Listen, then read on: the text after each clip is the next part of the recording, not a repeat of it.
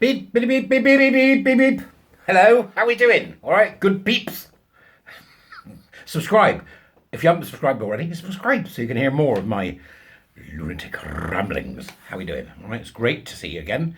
I've got something which is quite interesting, but also terribly upsetting, frankly.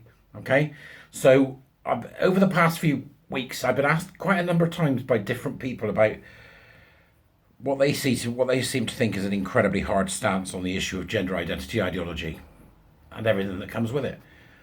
I can understand why they ask it, because I do, as an individual jester, take a particularly strong line on all this. And the more I learn, the more I find out, the more I discover, the more I study, the more I consider, the more I critically think about, and the more that I rationally analyse, the harder my position gets.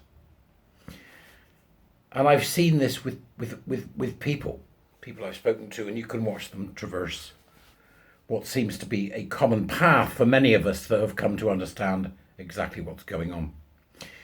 You'd have to have been living under a rock, I think, by now to have not noticed, no matter who you are, that something is terribly wrong.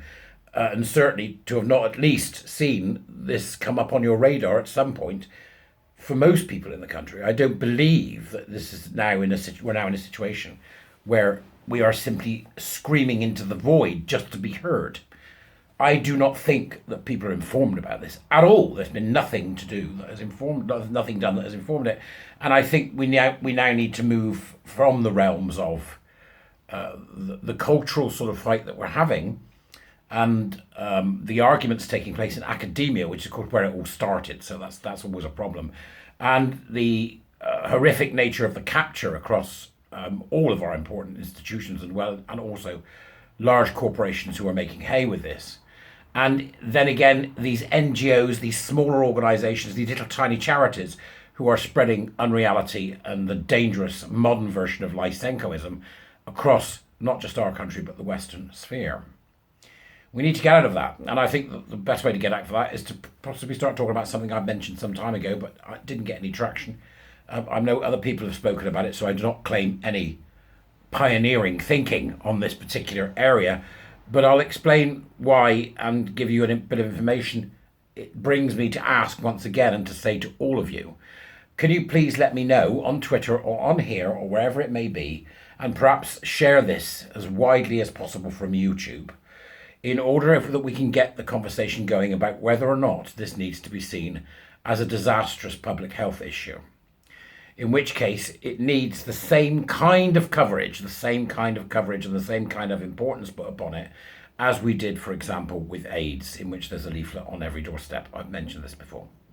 Okay, so I've got something that's come out from Matt Osborne at The Distance Mag, which is an online Substack which you can go and subscribe to. Very interesting writing generally. But this particular one from the 8th of October smacked me between the eyes because it is once again more information that tells me this entire thing is a disaster, a surgical and medical disaster from beginning to end, and needs to be banned from the public sphere in all its forms.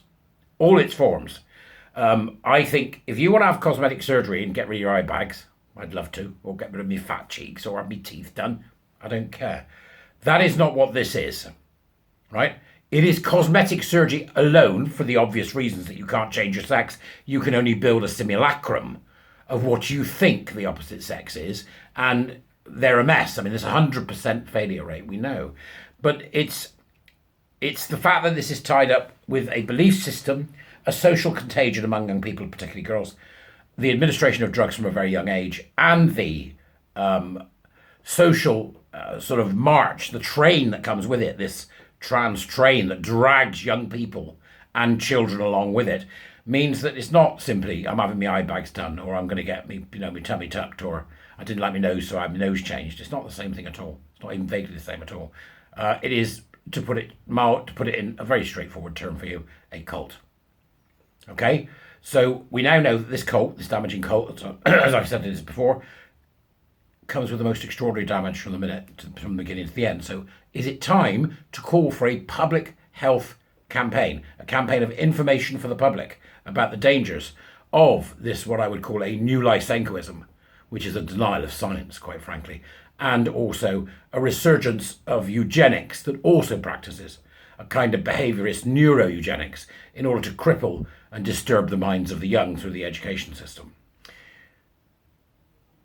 Matt says, in a development that should surprise absolutely no one who has paid attention, a new paper shows that people taking cross-sex hormones as part of a trans identity face significantly higher risks of cardiac problems.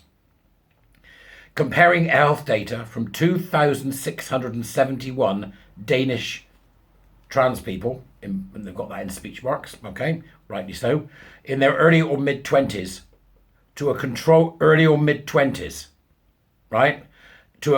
group of 26,700. The authors found increased risk of heart disease in both the men and women who identify as trans. Transgender women, get this. You think it can't get any worse, and then it comes along and bangs you on the head.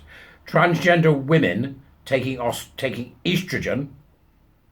This is mostly gay young men in the new cohort. It's older fetishistic paraphiliac men in the other ones, but they're all the bloody same. Transgender women, we're talking about early to mid-20s, right? So they're young people. Transgender women taking estrogen had a 93% increased risk of heart problems. So not content with practicing in the open air in front of all of us and in front of the government, gay conversion therapy by trans, not content with doing that, and also not content with doing the same to gender non-conforming children, the sexuality of whom is not known, right? It could be anything, right? As well as doing that, they're then saying to them, you've got 93% increased risk of heart problems. Versus control men, that was versus the 26,500. And there is a 73% higher risk when measured against control women. It's just bad news either end, isn't it? Transgender men taking testosterone had a 2.2 times increased risk of cardiovascular ailments compared with control men, and a 63% increased risk compared with control women. Everywhere you turn, from its education, its proliferation, its lauding, its clapping, its appearance on Big Brother, its appearance on Doctor Who, its appearance as a normalised phenomena that is actually an illness, it damages everything it touches. Everything, it is anti-human on a grand scale. And it is time that we went for a public inquiry, and that public inquiry, a public health campaign, and that should lead to then a public inquiry, so that those who have proliferated this, who have taken part in the cheerleading of this flesh sacrificing cult, will be brought to the public's attention, and we will then be able to work out how on God's earth we are going to ensure that this kind of thing never happens again. Because if you do a little hysterical, we could say hysterical with me, if you do a little hysterical research, I'll find it. If you do a little historical research, if you do a little research into the kind of practices of removing genitals in particular, or flesh, or playing with this idea of gender, as they call it, you will soon come across and be disappointed by. It appears to be something that we humans have a proclivity for. We now have the ability to travel in time, to travel backwards in time, looking at information much quicker than we ever could.